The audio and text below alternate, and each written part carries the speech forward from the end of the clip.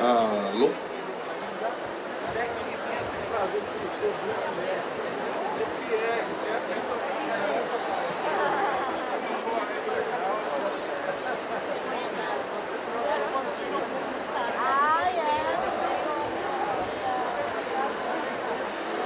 Você é professora igual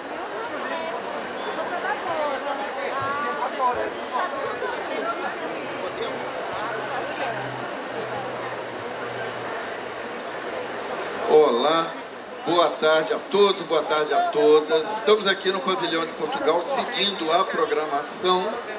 E agora nós vamos ter uma conversa aí bem animada sobre cordel. Cordel, essa coisa tão forte na literatura brasileira, né? E temos aqui 4 convidados e convidadas, tá? Então eu vou começar aqui chamando o Marco Aurélio. Por favor, Marco Aurélio. Marco Aurélio é cordelista, pesquisador, tem aquele famoso currículo de meia hora, mas que depois eu vou ler uma coisa aqui menorzinha. Vamos chamar aqui a Júlia Oliveira.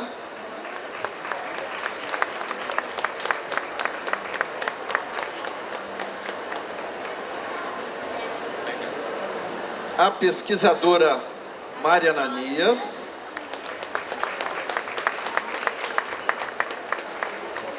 E o cordelista João Gomes de Sá.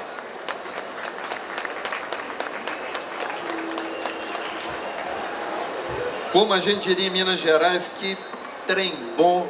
Olha só, realmente nós estamos aqui com um grupo muito interessante no trabalho do cordel. E o cordel é meio ainda um clube do bolinha, né? É uma coisa muito masculina, mas nós fizemos questão também de trazer o pessoal que está no movimento do cordel das mulheres. Júlia, cordel das mulheres ou de mulheres? Cordel de mulher. Cordel de mulheres, tá? Então, primeiro, nós vamos chamar aqui para o Marco Aurélio. O Marco Aurélio é baiano, Riacho de Santana. Ô Marco, eu vou resumir aqui, hein?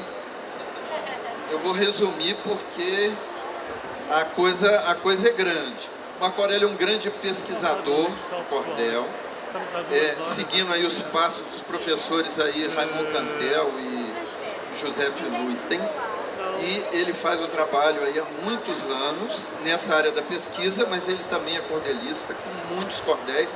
Marco começou a escrever, quantos anos você tinha, Marco? 6. Marco começou a fazer seus primeiros cordéis com 6 anos. E ele tem o caderno para provar, com aqueles garranchos de menino aprendendo a escrever, uma beleza. E então Marco agora continua nessa produção também do cordel infantil. E ele vai falar um pouquinho também desse lado histórico, né? Porque o cordel, como a gente entende e como ele é hoje, ele surge no século XIX, na Paraíba, né, com Leandro Gomes de Barros, Silvino Pirauá, e tem uma contribuição de Portugal, porque os primeiros folhetos chegam nas caravelas, no início da colonização, Gesta de Carlos Magno, Fierrabras, História da Imperatriz Porcina, Romance da Donzela Teodora, tá bom, né? Então, Marco, vamos começar com você contando um pouquinho dessa história.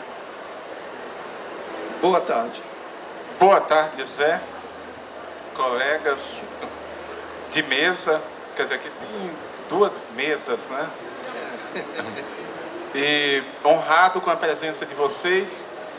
O cordel nordestino universal desafia a perícia dos pernósticos, desafia os funestos prognósticos, vai além, muito além de um ideal. Sua forma legou-nos Portugal, mas a tez é de um povo mestiçado, bebe muito na fonte do passado, sem os fatos presentes omitir, e se nutre na seiva do porvir. nos 10 pés de martelo agalopado.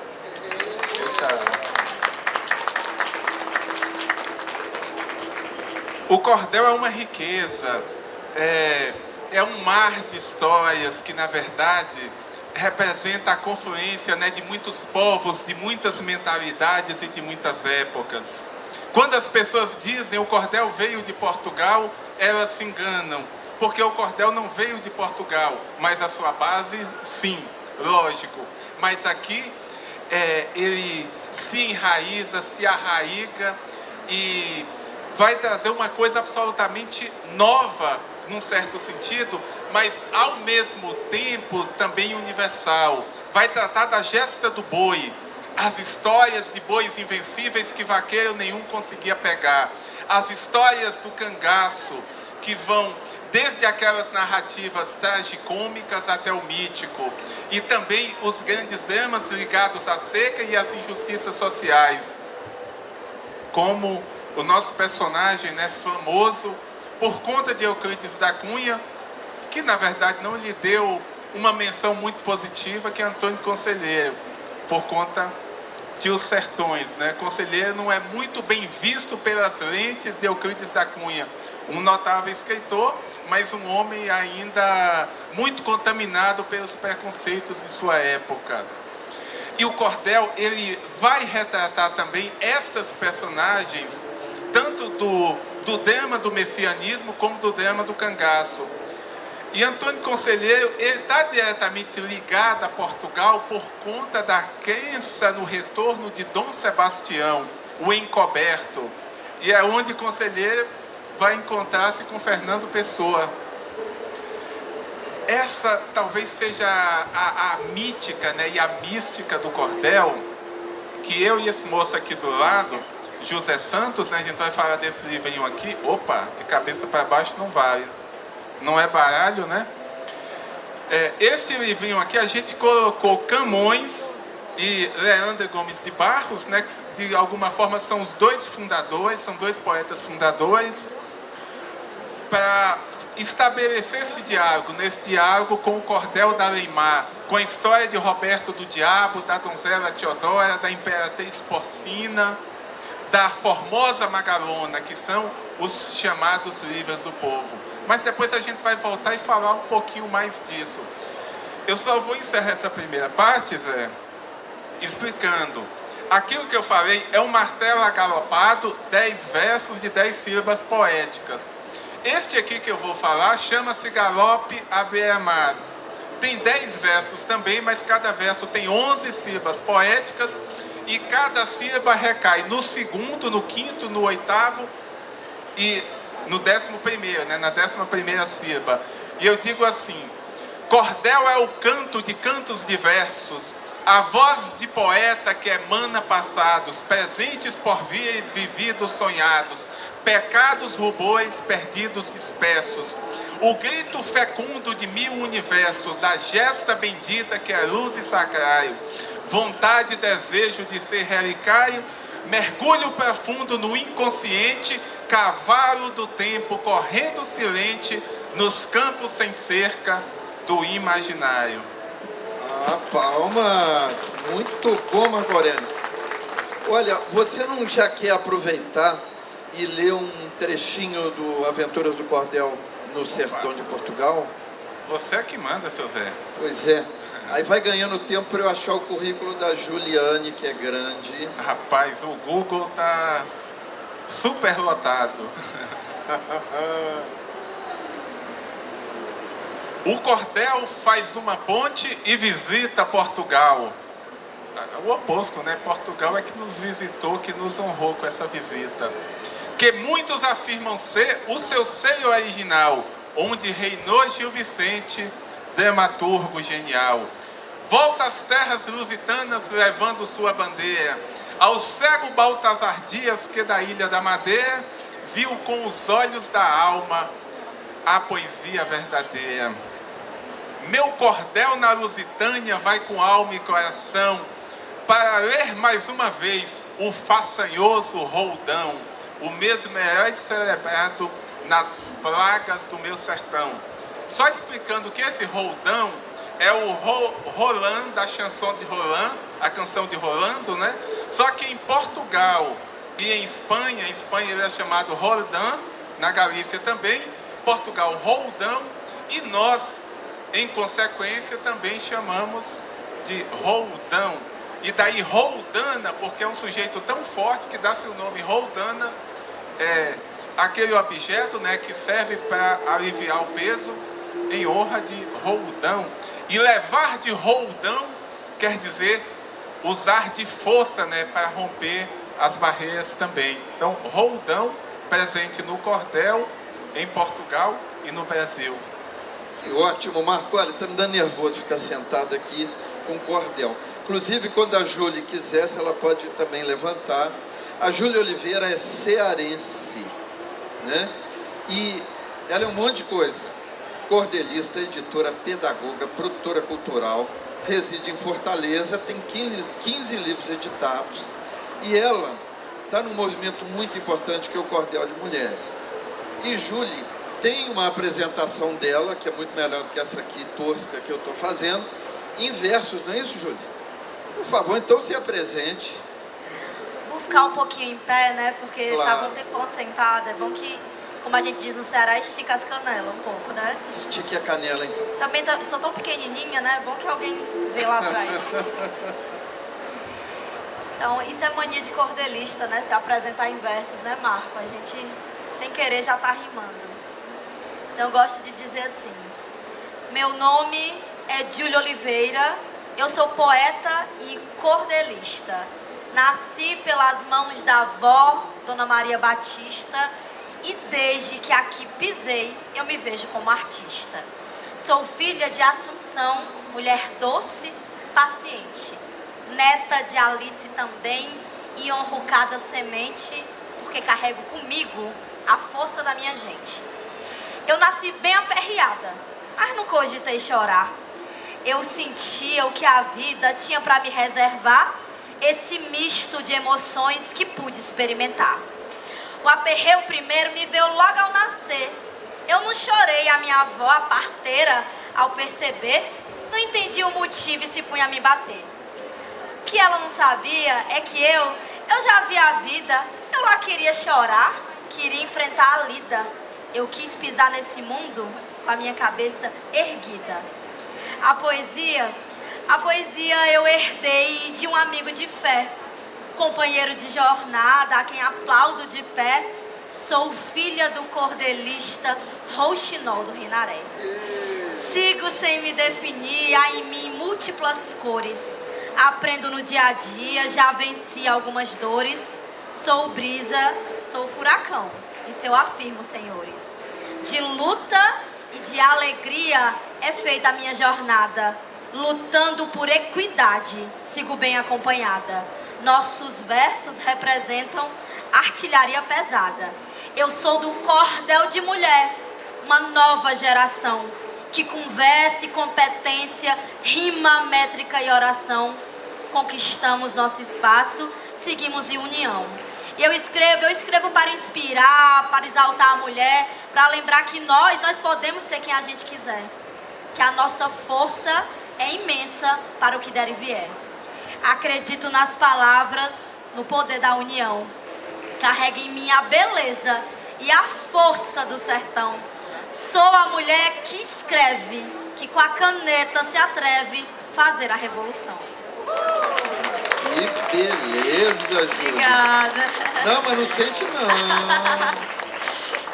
Olha, todo mundo adorou o seu vestido e eu sei que ele tem uma história, então você já vai contar.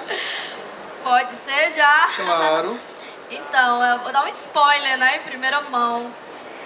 A gente segue nessa... Esse ano eu faço 30 anos de vida e 19 anos de escrita, né? Comecei a publicar menininha também. O Marco começou com 6, eu comecei com 11. E venho de uma tradição, né, de uma família que escreve cordel. E isso tem muito no cordel, essa coisa da arte que vai passando de pai para filho, enfim, de família para família. E esse ano tive a alegria de receber um convite de uma grande marca, de uma grife. E essa grife vai lançar uma coleção cápsula com os meus cordéis, né? Serão 8 peças que já estão nas passarelas sendo divulgadas e a partir de agosto vão estar em 1.500 pontos de venda pelo Brasil, né? Então, o cordel, ele cabe em tudo que é lugar, inclusive nas passarelas, no peito, no coração. E hoje eu estou toda vestida com uma das peças dessa coleção. Aqui são poemas meus e estou muito feliz de poder partilhar isso com vocês, né, hoje aqui. Júlia, com o perdão do trocadilho, o cordel nunca sai de moda. É verdade. Não é verdade? Verdade. Bem, verdade. depois a gente vai falar mais aí dessa família maravilhosa que vocês têm, os Oliveira, e que estão todos aqui. Depois a gente vai contar também que tem um espaço enorme do cordel, onde está todo mundo por lá, e eles foram pescados, capturados para vir aqui ao pavilhão de Portugal para conversar um pouco com a gente. E, na sequência, eu vou chamar aqui o professor João Gomes de Sá, porque ele é cordelista, professor de carreira, é do Sindicato dos Professores, e João está se aposentando esse ano, é? 2019. Oi? Está se aposentando. Oi? E é coisa demais, cada um faz mais coisa que o outro. Ele é estilo gravador também, e ele tem vários livros publicados, mas ele está agora divulgando uma história muito interessante, que são poemas de pé quebrado, que se chama Pé Quebrado Agoniado. Não é isso, João? Muito bem, então a palavra é sua. Boa tarde a todos vocês. Como a Júlia falou, nós temos uma forma de se apresentar, não é? E o cordel dá essa possibilidade. Eu, assim, sou João Gomes de Sá, natural de Alagoas. Aprendi a fazer cordel para dizer coisas boas. Eu gosto do meu trabalho e um pouco dele espalho para todas as pessoas. Eu não sou um repentista, eu sou poeta de bancada. Depois de muito esforço, a poesia sai rimada. Parabéns, o repentista, o verdadeiro artista da poesia improvisada. Trabalhei na educação pública principalmente. E na escola sempre falei do saber da nossa gente, da nossa literatura, a importante cultura em contexto consequente. Por isso eu escrevo cordel, texto cênico, poesia, a cultura brasileira me norteia todo dia. E às vezes também canto. Eu não gosto de fazer pranto, prefiro mesmo a alegria. Que beleza! E João, vamos aproveitar. Você quer falar um pouco do pé quebrado ou você já quer declamar um folheto? Eu vou falar brevemente o pé quebrado, porque quando eu adentrei a Universidade Federal de Alagoas, eu vim do sertão de Alagoas, e tem uma coisa assim, eu não conto com contentamento, mas é um pouco engraçado, porque eu era do sertão, e para adquirir o restaurante universitário, pousada na universidade, precisava de um atestado de pobreza. Eu digo, mas rapaz, você está me vendo aqui, daqui é um atestado de pobreza, como é que pode isso, né? Aí eu tive que adquirir esse atestado de pobreza, né? Aí esse atestado de pobreza eu conto porque ele me deu a oportunidade de trabalhar como aluno bolsista no Museu de Antropologia e Folclore da universidade. E lá eu já conhecia cordel como leitor. E lá eu tinha que estudar mesmo para passar as informações para os visitantes, professores, pesquisadores, né? E eu dizia um pé quebrado só, que era do Zé Brejeiro, poeta pernambucano. Eu dizia esse pé quebrado dele, era o único que eu sabia na minha vida.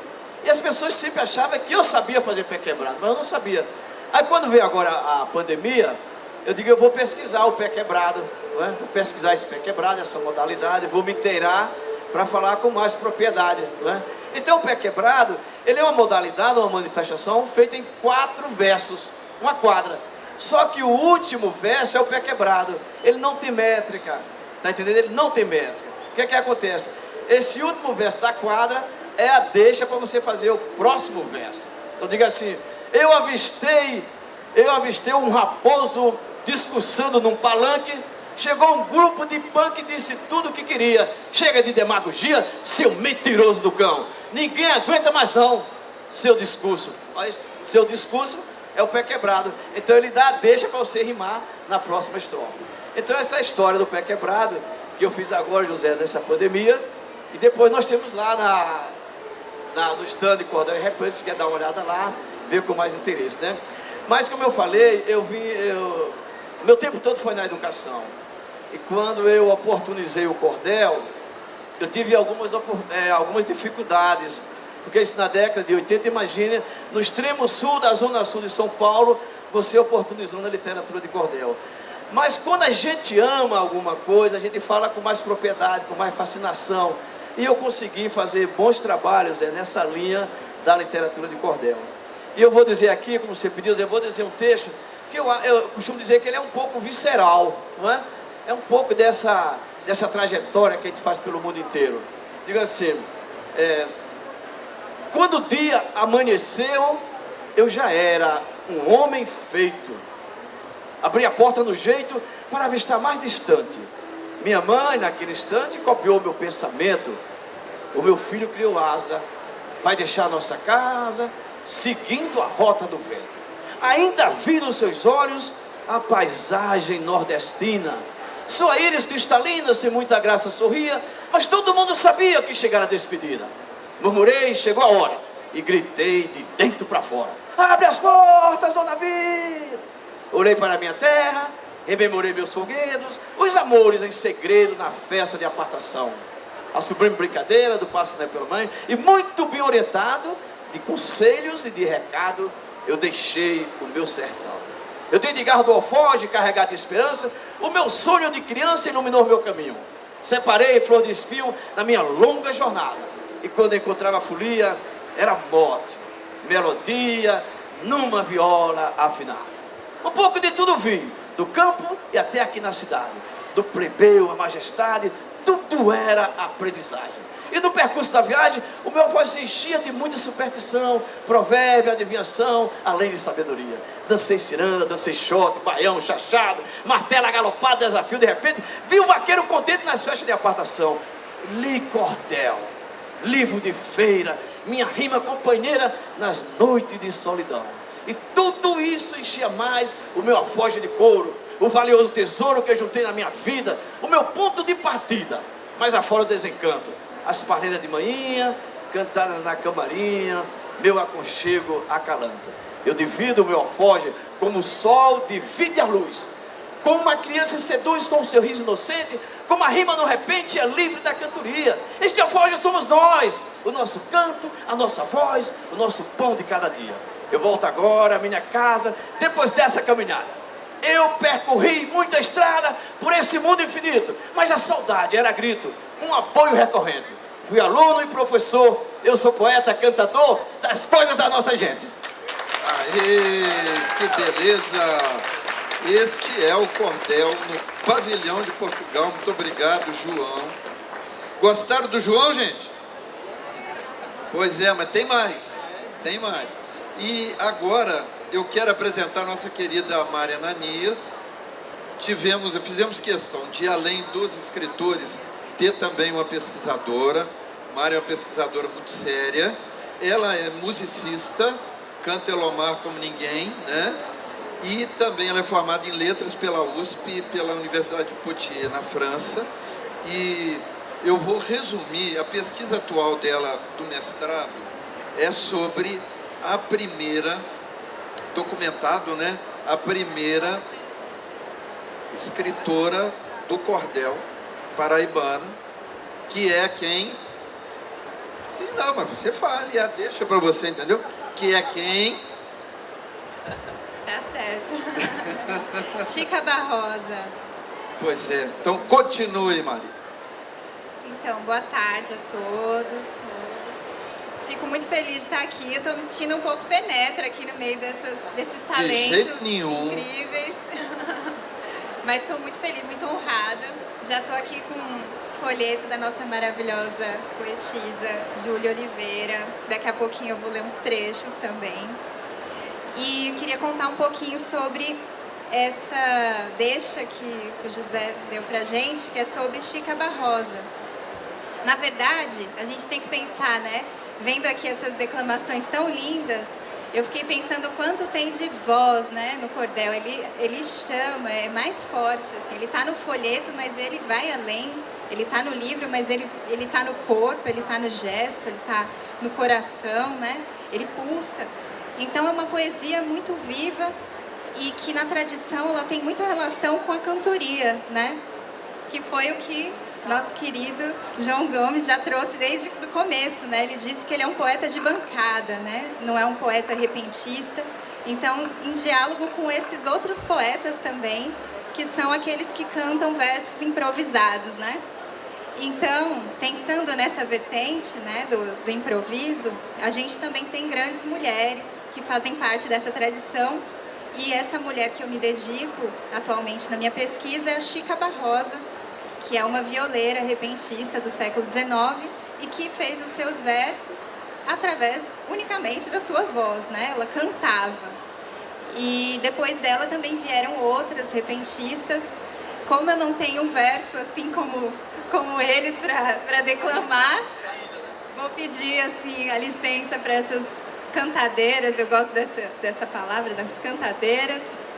Aproveitando, em Portugal também se diz assim, né? Então vou pedir licença a elas para lembrar alguns versos dessas mulheres lá atrás, desde o século XIX, que fazem parte dessa tradição tão bonita. Primeiro, então, Chica Barrosa. Lembrando que os repentistas, eles têm um canto bem potente. Vocês viram aqui que ninguém chega de brincadeira, né? Os poetas todos chegam chegando. Julie já chegou mostrando quem ela é, né? E a Chica Barrosa era assim também, já chegava dando recado.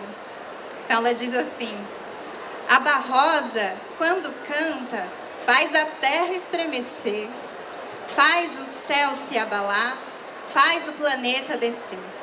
Quem vier cantar comigo sofrerá grande perigo, até a morte se ver. Não mexe com ela. E depois dela, para encerrar, tem também uma outra grande cantadeira, que é Maria Pangula, do Piauí. E ela tem um verso que eu acho tão bonito, porque ela fala sobre a voz dela, né? Ela fala sobre o jeito dela de fazer poesia, que não é através da letra, da palavra escrita, né? Ela diz assim: eu sou Maria Pangula, nunca frequentei a escola. O que a vida me ensinou, trago tudo na cachola. O que você faz com a caneta, eu também faço com a viola. Que beleza, Mari. Muito bom ter você aqui com a gente. Olha, queria fazer um agradecimento, né, à malta aqui do pavilhão de Portugal, né, pessoal da DGLAB, Instituto Camões, Turismo de Portugal, e estou esquecendo a ICEP, a ICEP, e também a nossa maravilhosa equipe de produção, Letícia, Jonathan. Peraí, diga, Assunção. Ah, sim, gente, e as embaixadas também, né, que estão apoiando esse pavilhão maravilhoso do país convidado. Então, olha, muito obrigado a vocês por essa oportunidade da turma do Cordel estar aqui. E volto então aqui para o nosso querido Marco Aurélio, com H. O que você quer que eu diga? Marco Aurélio, o microfone é todo seu, mas você não leva para casa. Então tá bom. Eu fico muito feliz, né, com a Julie, né, essa mulher vestida de poesia. Suassuna fez a mulher vestida de sol, né, e ela se fez a mulher vestida de poesia. E para mim é muito importante, sempre que eu ocupo algum espaço, falar da minha avó, né, minha avó Luzia, que foi a primeira voz poética que eu ouvi. Eu me recordo que ela tinha uma capacidade muito grande, um raciocínio muito grande, embora nunca tenha escrito nada, mas ela fazia seus versos também. E cantava também os versos de uma mulher que eles chamavam de a Velha Olímpia. Eu retive alguns destes versos, porque em 1926, Olímpia já era chamada de a Velha Olímpia. Na época em que os revoltosos passam pelo sertão da Bahia, os revoltosos são a coluna Prestes, que por conta de toda a propaganda negativa, então isso motivou, né, muito medo na população, nas populações rurais. E a Velha Olímpia, dentro da mentalidade da época, documentou. Eu sei que ela contava mais ou menos assim: a entrada isso é um ABC, cada estrofe vai começar com a letra do alfabeto, mas eu só vou falar algumas. A entrada do barulho no Império do Brasil. Em 26 ela ainda chamava Brasil de império. Só se ouvia o pipocar das mausas e do fuzil. Bahia manda socorro, Bahia Salvador. O sertão até então não chamava Salvador de Salvador, como Jorge Amado também não chama em Capitães de Areia. É a cidade da Bahia, como Gregório de Matos também chamava, né? Então, Bahia manda socorro, que já estamos aflitos, já está para se acabar o comércio do bonito, o povo correndo todo e todo mundo contento. Aí mais adiante, ela cita a si mesma. Olímpia, por ser devota, mandou rezar a novena, conselhou a Senhora Azul e a Casa de Moena, até passar isso tudo e acabar a cantilena. Então, Senhora Azul é minha bisavó, mãe da minha avó Luzia, chamava Josefina. Moena é minha tia Moena, que batizou mais de 400 almas, e quando morreu, a sepultura dela rachou-se na forma de cruz. E aí o povo foi lá rezar e venerar como santa. Tia Moena, chamava Durvalina. Aí mais adiante ela diz, ela tinha um problema na perna, e que no sertão chama de perna esquecida, que é aquela perna dormente, né, a maior parte do tempo. Me apeguei com Deus do céu para acabar essa demanda. Eu vou para a ponta da serra, que foi onde eu nasci, com uma trouxa de banda, com uma perna esquecida e outra quase que não anda. Então, a velha Olímpia tomava as cachaças dela, vendia, não folhetos, porque naquele tempo não tinha uma indústria gráfica, vendia manuscritos e benditos, e também romances velhos, escritos, né, com a grafia dela, como o romance de Juliana e Dom Jorge.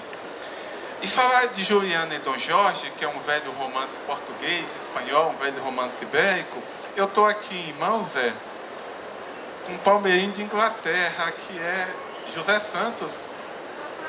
Francisco de Moraes. É, eu vou chegar lá, rapaz. O do Francisco de Moraes é outro, esse aqui é nosso. O Francisco de Moraes foi um autor português que escrevia romances de cavalaria. E não é muito comum em Portugal, né? Normalmente a Espanha tinha uma tradição mais bem desenvolvida dos romances de cavalaria, mas Portugal nos legou também e nos deu a versão famosa do livro de Carlos Magno, do Jerônimo de Carvalho. E não este aqui, né? Mas o original, o cura, né? E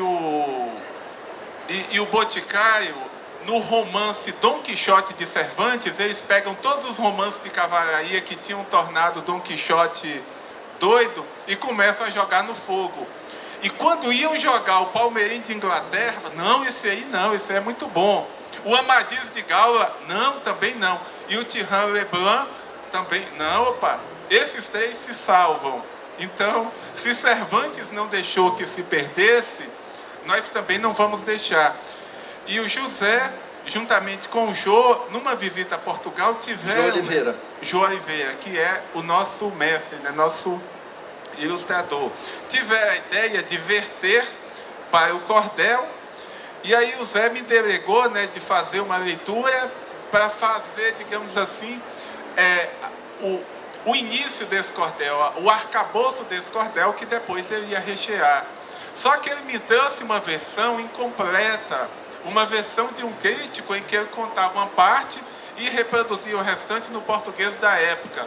Aí eu fui ler no Google Books, justamente uma versão do século XVI, em que vocês sabem, o S é um F. E eu tentei decifrar aquilo e de alguma forma a gente conseguiu. Então, só para vocês terem uma ideia deste livro que saiu numa primeira edição e agora volta, né, com a Rota Imaginária da nossa Camila, que está aqui, em nova roupagem. E o José fez uma coisa muito bacana, que é o que a gente tem nesses romances também, como no Dom Quixote. Todo capítulo tem uma abertura. Então ele diz assim, onde se apresenta aos leitores o nosso herói e se conta da sua linhagem. Os cavaleiros andantes contra o mal moviam guerra, por isso são conhecidos em todo canto da terra, como aquele a quem chamavam de Palmeirim de Inglaterra. Palmeirim era um guerreiro que nunca enjeitou contenda, mediu força com gigantes e seres de face horrenda, por isso acabou entrando para os domínios da lenda. Eu vou parar por aqui, senão eu vou começar a ler e depois vocês não vão fazer a aquisição do nosso romance. É estratégia, né? É a deixa. Pois é. Chegamos lá. Muito legal. Agradecer a Camila da Rota Imaginária que está aqui, que conseguiu fazer esse livro a ponto de ficar lançado na Bienal, né? Já que estamos aqui com Portugal como país homenageado. Agora, vamos passar para a Júlia, e que tem muita coisa para a gente, só que muita gente ficou curiosa com essa questão da família, porque tem Rochinol Rinaré, tem seu tio Evaristo Geraldo. Quantos tem na família, Júlia? A gente estava contando, né? Ali tentando contar. Tinha 6, Eu né? acho que tem uns 6 assumidos, né? Poetas, né? Porque tem muito, assim, eu sinto que também tem muito, assim, quando a gente tem uma pessoa de referência, né? E que já tem uma trajetória, como meu pai Rochinol, que tem mais de 30 anos de escrita de cordel, às vezes rola uma timidez também, né? Em outras pessoas da família de dizer, eu, poeta? Como assim, né? Então, acho que pode ter muito mais, né? Do que 6 que escrevam, né? Às vezes a pessoa fica ali naquela timidez e fica guardando ali, né? Eu acho que deve ter muito mais. Que bom que você continua aí a linhagem. Obrigada, e o que você vai Zé. apresentar pra gente agora? Sim, é verdade, já tem um efeito colateral, o Marco tá me lembrando. Meu companheiro é músico, né? Toca diversos instrumentos e tudo mais. E agora se contaminou também, contagiou-se com o cordel, né? Com essa literatura que de fato é encantadora, né? Atravessadora. Eu tô aqui olhando aqui a frase de Walter Hugo, né? É urgente viver encantado, né? E o cordel, ele tem essa magia mesmo secular, né? Que Marco traz tão brilhantemente nessa pesquisa dele, Marina dela também. E Patrick hoje já tá, acho que com 8, 9 títulos, meu companheiro. Começou a escrever e não parou mais também. Daqui a pouco já vai passar a gente aí no número de cordéis, tem muita coisa. Então, de poesia, né, pra gente fechar essa fala, queria declamar pra vocês um dos poemas, né, que vão estar nessa coleção, que eu falei pra vocês das roupas. Em primeiríssima mão. Essa coleção é muito interessante porque a marca que está criando essas peças de roupa, que criou essas peças de roupa, é uma marca de Santa Catarina, de uma cidadezinha chamada Nova Trento, né? E a coleção homenageia o sertão do Ceará, uma cidade chamada Quixeramobim. Então o pessoal lá do sul do país se apaixonou, terra de Antônio Conselheiro, né? E o nome da coleção é Raízes do Coração, porque se o Ceará fosse um corpo humano, Quixeramobim seria o lugar onde é o coração.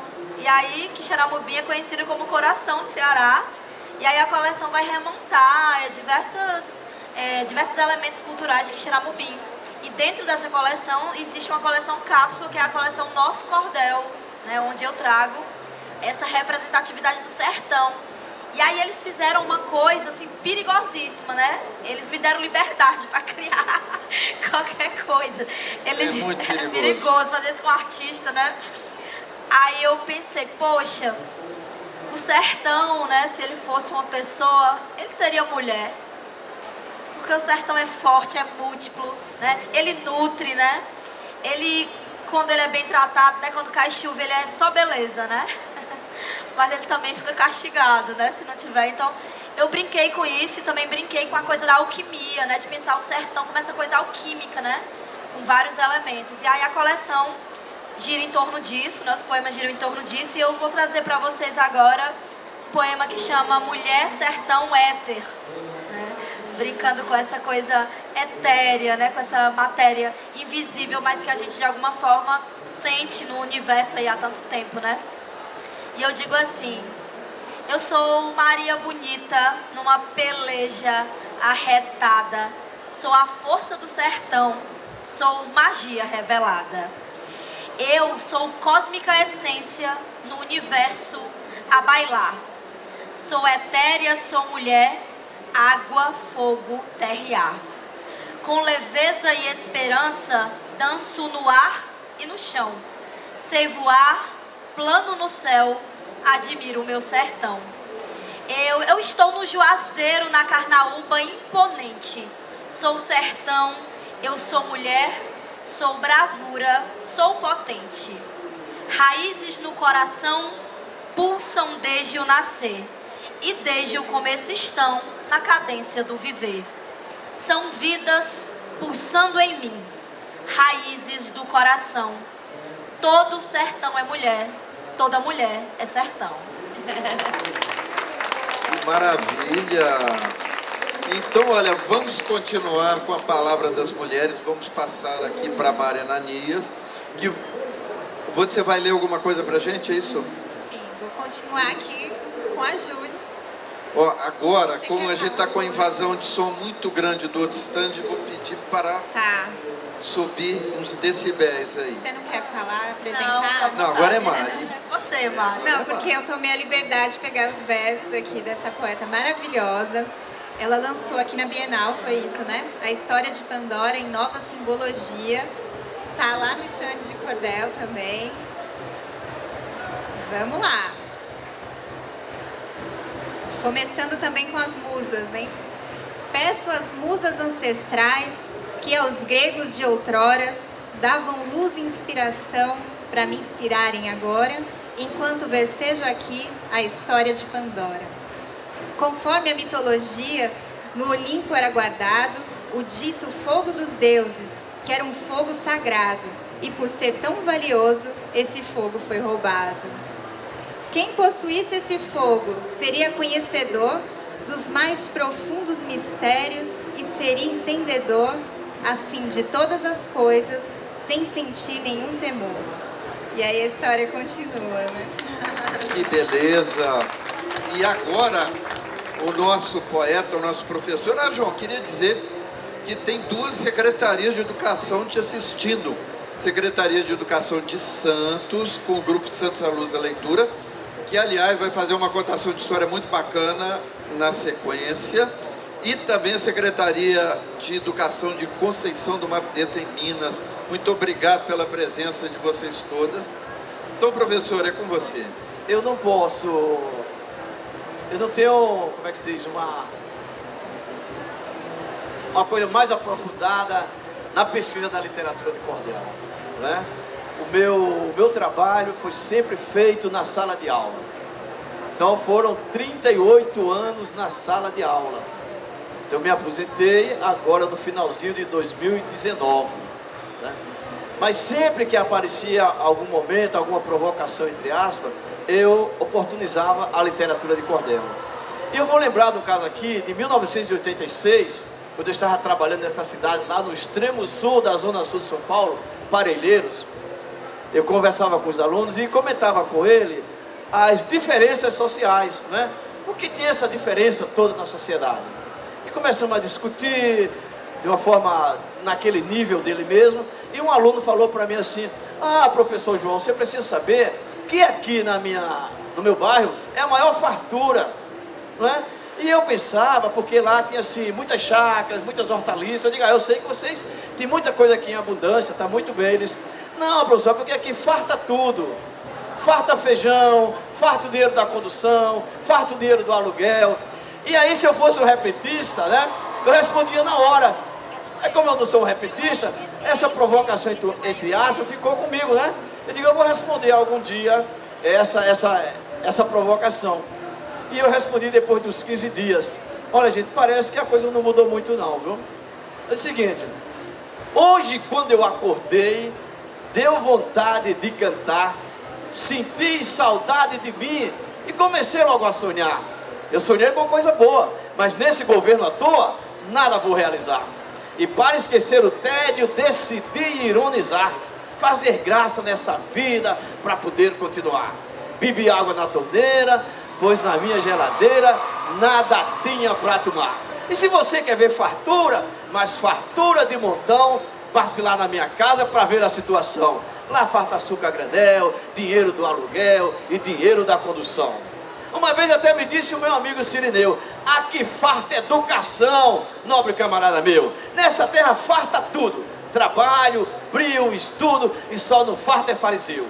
E no meio dessa fartura, vive a gente o professor, sonhando feito criança, fazendo o nosso labor, conduzindo ensinamento, mas veja o sofrimento que a fartura nos pregou. Nessa terra de fartura, pode fartar o que for, eu só não quero que farte em cada educador. Luta em honestidade, justiça e lealdade, defendendo o seu valor. Ah, que país maravilhoso! Meu amigo eleitor, viva o nosso Congresso, deputado e senador. Parabéns, grande nação. Depois dessa eleição, a fartura começou. O voto foi decisivo, a fartura apareceu, farta emprego, trabalho, outro dia renasceu. Farta tudo em nossa vida, farta até nossa comida, e na fartura fartou eu. Nessa terra tudo abunda. Meu povo, preste atenção, só não abunda o salário do honesto cidadão. Abunda a banda na rua, tá todo mundo na sua, e viva a corrupção.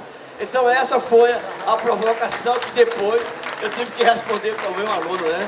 Essa fartura, que eu acho que não mudou muita coisa não, né, Marco? Gente, nós vamos dar sequência porque nós começamos um pouco mais tarde, né? 4h25. Então a gente não vai privar aqui o nosso público de fazer perguntas para a turma, tá? Então a fase final da nossa conversa nós vamos abrir perguntas para os nossos 4 convidados. Quem quiser perguntar, por favor, levante a mão que a gente leva o microfone. Beleza. Deixa eu levar... tem um aí. Muito bem. Eu queria saber o que vocês acham desse governo, esse governo atual aí, né? Me fala alguma coisa desse governo atual. Olha, infelizmente eu vou cortar o seu barato, porque a conversa aqui é literária. E se eu fizer essa pergunta, eles vão discorrer por pelo menos 1h30. E a gente tem o grupo Santos à Luz da Leitura para apresentar uma história de mar. Mas só para perguntar alguma coisa sobre cordel, sobre literatura, sobre rima, sobre verso. Mas o João já respondeu pela gente, por todos nós. Antes, né?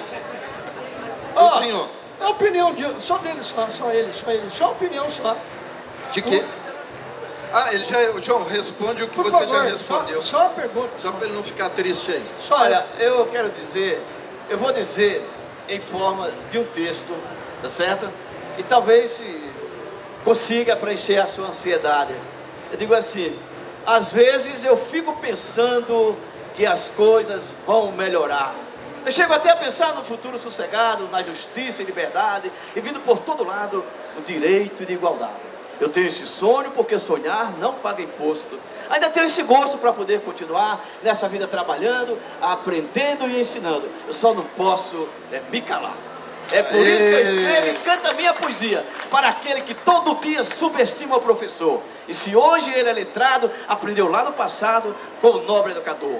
Em precária condição, como quer que o professor demonstre todo o valor, possa mesmo trabalhar. Quem nunca pegou no giz, não sabe mesmo o que diz, acha fácil ensinar. Eu encerro meu comentário sem perder a esperança. E digo com segurança, com muita convicção, o futuro do país, da nossa gente feliz, passa pela educação. Aê! Que beleza, João Gomes de Sá, que tem uma poesia maravilhosa como o Bacalhau Gomes de Sá, não é verdade? Que são da mesma família.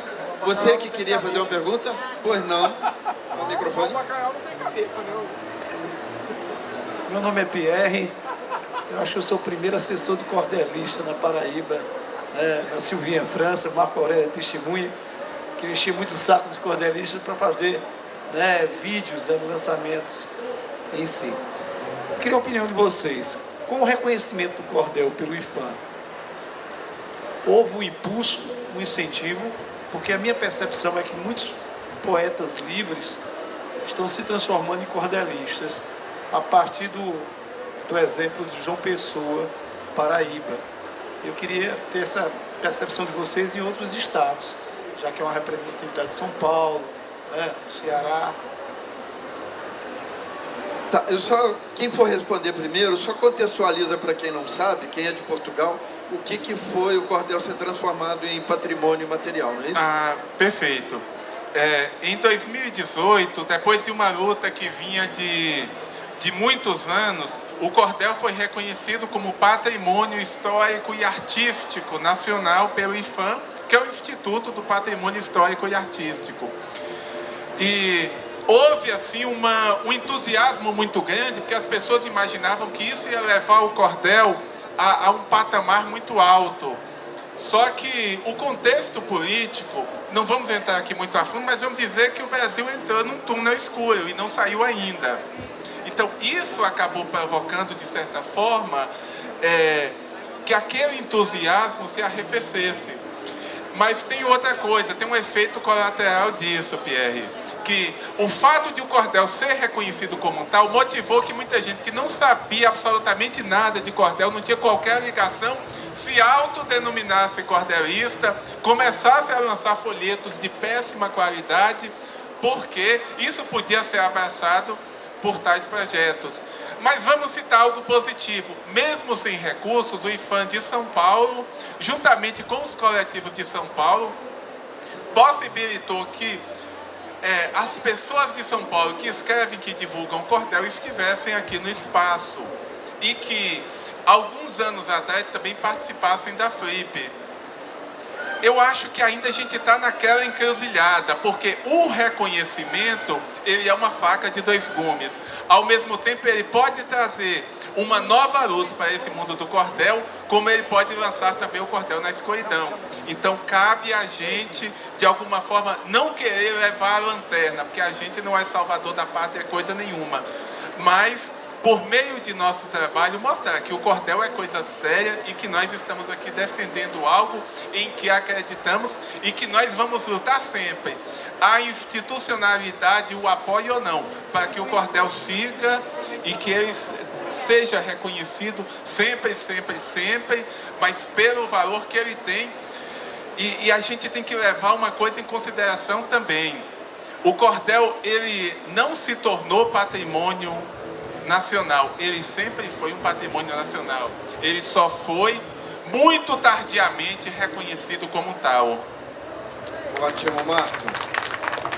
Alguém quer comentar dessa pergunta? Não. Então, olha, vamos partir aqui para a última pergunta, porque o tempo voa quando a conversa é boa, não é? Então, é só levantar a mão que a gente leva o microfone. O senhor? Pois não. Boa tarde. Uma mesa muito boa. Perguntar para a Mari, eu sei que a Mari parece que está se dedicando a estudar mais as mulheres no cordel. Mas está a Mari e está o Marco Aurélio. Vocês falassem um pouco de Zé Limeira, o poeta do absurdo, no comentário, porque acho que ele contribuiu muito, né, pelo menos, se tornou, alguns, por ser chamado do poeta do absurdo, se tornou muito conhecido no Brasil. Quer começar?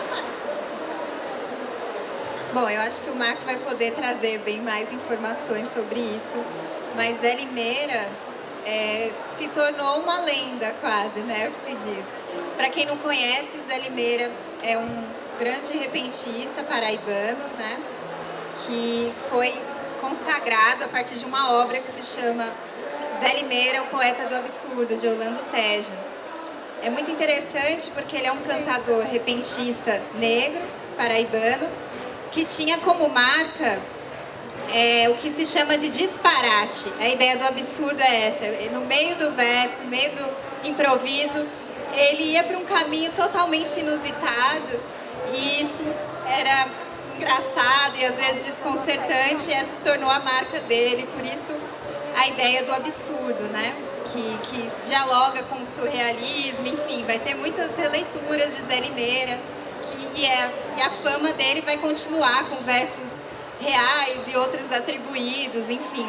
Eu acho que o que é interessante do Zé Limeira é que uma vez eu ouvi dizer que a imagem, um pouco como se o Zé Limeira ele sintetizasse a cultura paraibana. Uma vez eu ouvi essa colocação e eu achei muito interessante, porque é um homem negro que sintetiza a cultura paraibana. Então isso me faz pensar na riqueza que a gente tem da presença negra, né? Atualmente eu me dedico a uma cantadeira paraibana negra, repentista do século XIX.